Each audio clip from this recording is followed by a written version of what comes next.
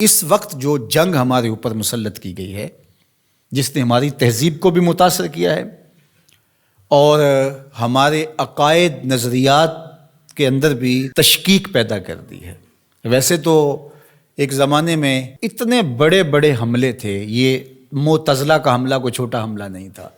3 بادشاہتیں ان کے زیر اثر رہی ہیں۔ آپ نے یہ کہانیاں پڑھی ہوئی ہیں کہ امام اعظم ابو حنیفہ کی وفات جیل میں ہوئی تھی۔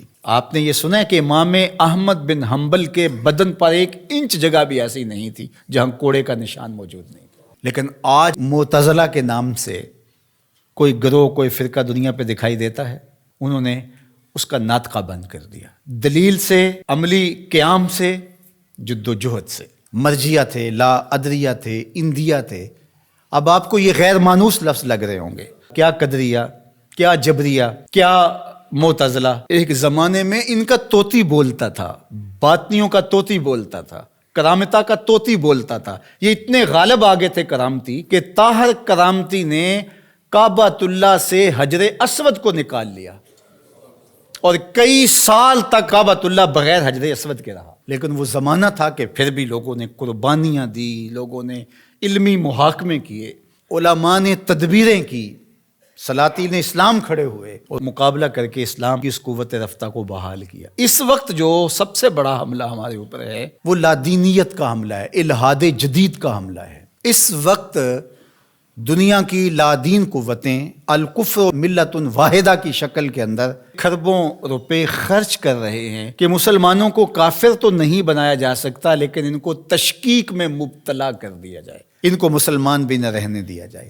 تشتت اور افتراق پیدا کر دیا جائے، فرقہ واریت کے بیج ان کے اندر بوئے جائیں، یہ باہم دست و گریبان ہو جائے، جغرافیائی تقسیمات پر ان کا یقین ایمان کی حد تک چلا جائے۔ عجم اور عرب کی لڑائی پر 2 ممالک کو آپس میں کھڑا کر دیا گیا اور یہ جتنے فسادات مشرق وسطیٰ میں ہوئے ہیں، مسلم کش ہو گیا، ایک دوسرے کو مارنے لگے، لسانی بنیادوں پر، فرقہ وارانہ بنیادوں پر، قتل عام ہوا، مسلمان کا خون پانی سے بھی سستا ہو کر کے بہا، اور جنگیں جو بھی لڑی جاتی ہیں مفاد کی عالمی طاقتیں اسی خطے میں لڑتی ہیں۔ یورپ میں کوئی جنگ نہیں لڑی جا رہی، عالمی طاقتوں کا بازیچہ بن کے ہم رہ گئے۔ ہم کب شعور کی آنکھ کھولیں گے؟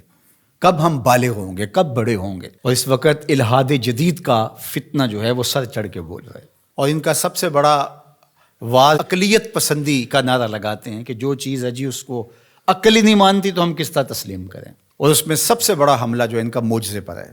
جو کہتے ہیں کہ معجزہ جو ہے یہ نہیں ہوتا، وہی پر حملہ ہے، چونکہ یہ بنیادوں کو ڈھا دیا جائے گا تو عمارت خود بخود گر جائے گی نیچے۔ جب وہی کو کمزور کر دے، اس تصور کو دھندلا کر دیا جائے گا، تو کہتے ہیں وہی ممکن نہیں ہے، کہ یہ خلاف عقل ہے۔ دنیا کی کتنی چیزیں ہیں جو انسانی عقل میں ابھی تک نہیں آئیں۔ آج سائنس اور ٹیکنالوجی کی سلطنت ہے پوری دنیا کے اوپر، اور اس کے ذریعے سے آپ کہتے ہیں جی بس آج تو جو تجربات کی روشنی میں چیز حاصل ہوگی اسی کو مانیں گے، اور اس کے علاوہ جو سمجھدار ہے، پڑھا لکھا شخص ہے، دانشور ہے، وہ کس طرح اس کو مان سکتا ہے جو عقل انسانی میں یہ چیز نہیں آتی ہے؟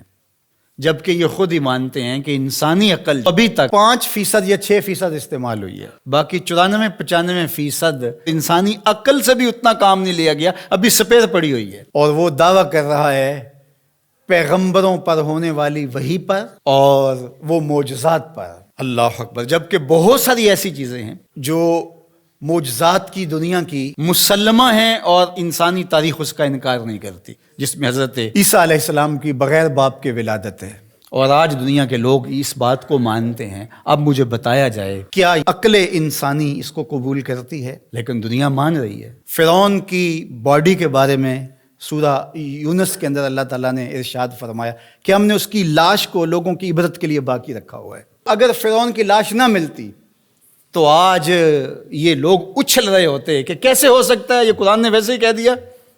اس پہ شور و غل، یہ 2 نمبر جعلی دانشور، وہ کہتے عقلیت تسلیم نہیں کرتی، عقل نہیں مانتی، لہٰذا ہم نہیں مانتے کہ فرعون کی باڈی محفوظ ہوگی۔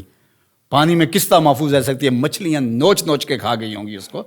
یہ کٹھ ملا، یہ پرانے لوگ یہ کیا کہانیاں بیان کر رہے ہیں؟ کیسے ہو سکتا ہے؟ قرآن کے نزول سے 2000 سال پہلے کا واقعہ تھا، اور پھر نزول کے بعد 1250-1300 سال تک یہ سلسلہ باقی رہا۔ تشکک، عقلیت پسندی کے بخیو دھڑ کے رکھ دیتی ہیں یہ چیزیں اگر غور کیا جائے۔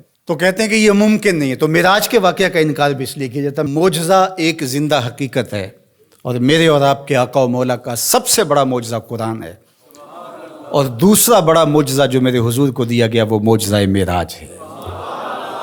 اب عقل انسانی مانتی ہے یا نہیں مانتی ہے، لیکن میرے حضور وہاں سے ہو کر آئے ہیں جہاں کسی کا تصور بھی نہیں آ سکتا.